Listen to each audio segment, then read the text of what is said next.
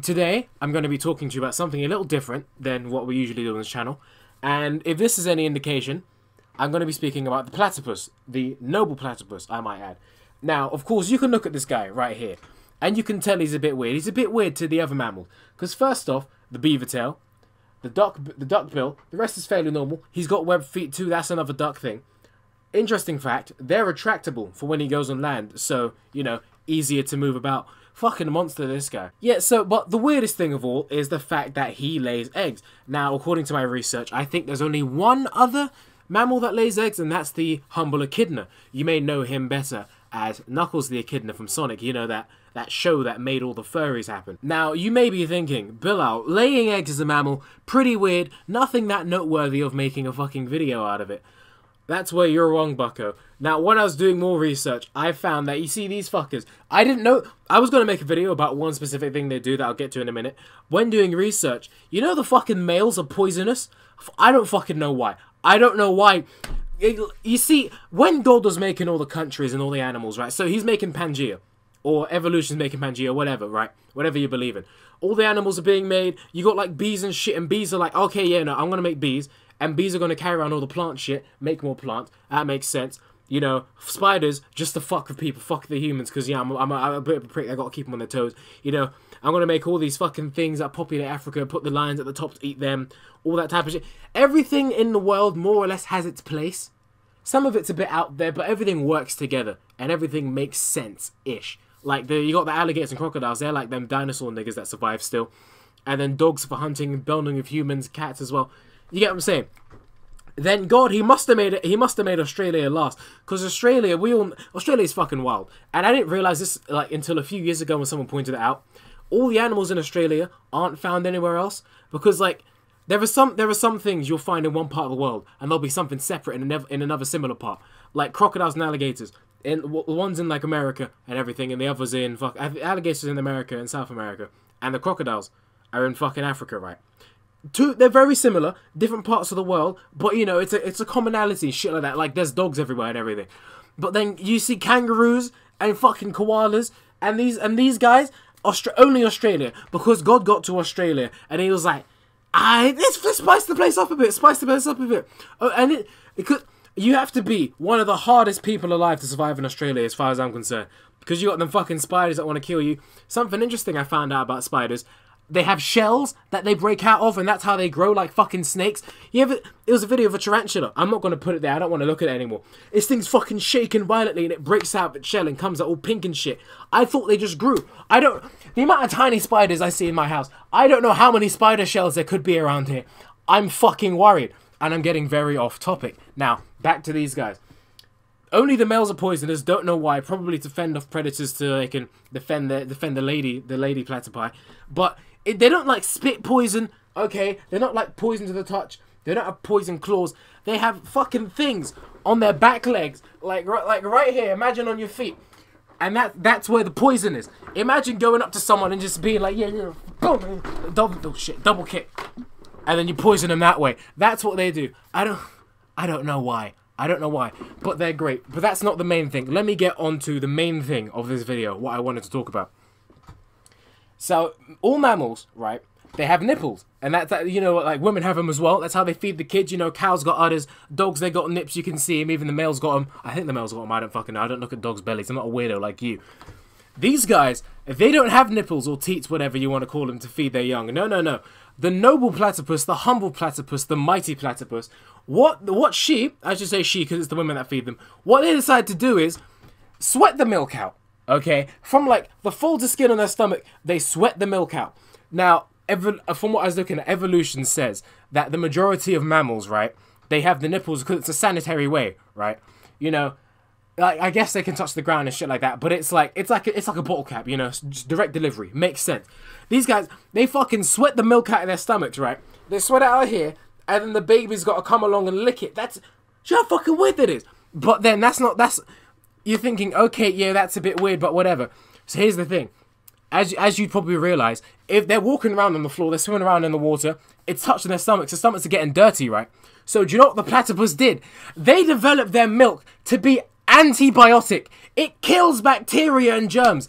They were so stubborn, so determined to not have to grow nipples that they just fucking said, nah, you know what, fuck it, our milk's clean now.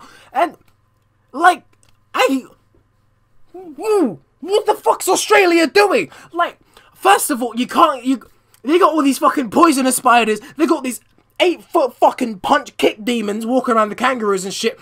Also, you ever see how a kangaroo gives birth? You see the pouch thing, right? I thought they'd like maybe like lay the thing, like pop it out like a normal human or whatever, and then put the thing in. No, they get pregnant with the thing, right? And then it falls into the sack. Like the little Joey thing goes directly from the belly to the sack. I don't know if you can see my belly from it. Directly from the belly into the fucking sack, right? And there's all like mucus and shit inside there for the baby to grow, and that's why it pokes out. It like imagine, okay, I'm on kangaroos for a second. Imagine if, like, your mum gave birth to you, but she kept this fucking, imagine she kept this sack, like, right here, and like a flesh sack, and then you fell out of there into the flesh sack, and you stayed there until you're, like, 3 years old and you go to nursery for the first time. Do you know how fucking weird that is? That they do this only on this one country, only on this one big super island, because I don't know.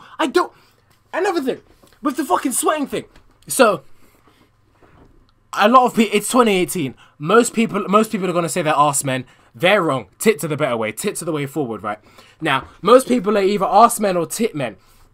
It's a known fact. Nothing special, right? Now, and even if you're an arse man, you still like to look at boobs, right? It's natural, you know, we're men, we're straight men, or you're a lesbian. I'm not judging, okay? I'm not discriminating. But imagine some weird alternate universe where women we had to sweat their milk out of their stomachs. I don't know what we'd be looking. So imagine if all the women are flat chested and they like sweat milk out of their stomach. Because like the breast increase in size when a woman's pregnant or like lactating, whatever, because you know milk's filling them.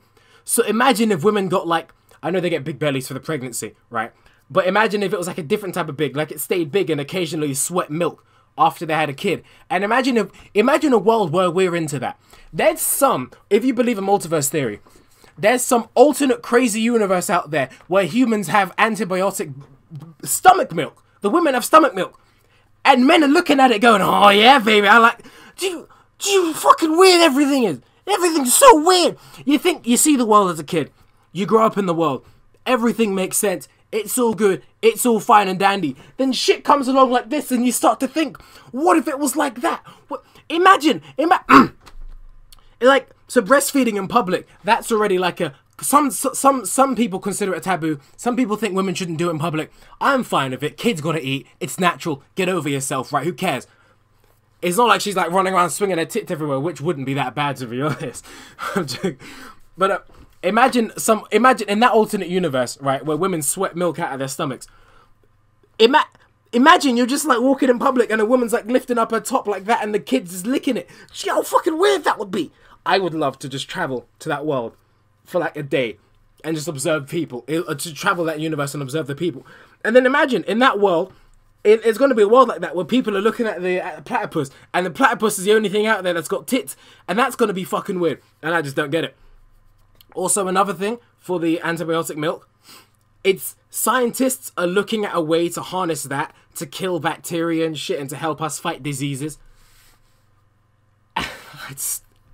I don't know. And it's like, I think it's weird that we're so reliant on the milk of other animals instead of our own. Not that women are animals, but you know what I mean, right? So when we grow up, we use like, some people probably use goat's milk and people have goat's cheese and shit, right? But usually it's just cows, right? You put cow's milk or nut milk, you know, soy or whatever, onto your fucking cereal, shit like that. I don't know what's so like weird or different or odd about ours that we can't just use our like human milk. I don't know. I'm not complaining either way, right? But then, and now we're gonna start milk. Imagine we're gonna have to start like, oh yeah. So we're gonna have to like strap platypuses up in like this heated room and wait for them. I don't think it works that way. I'm not that stupid.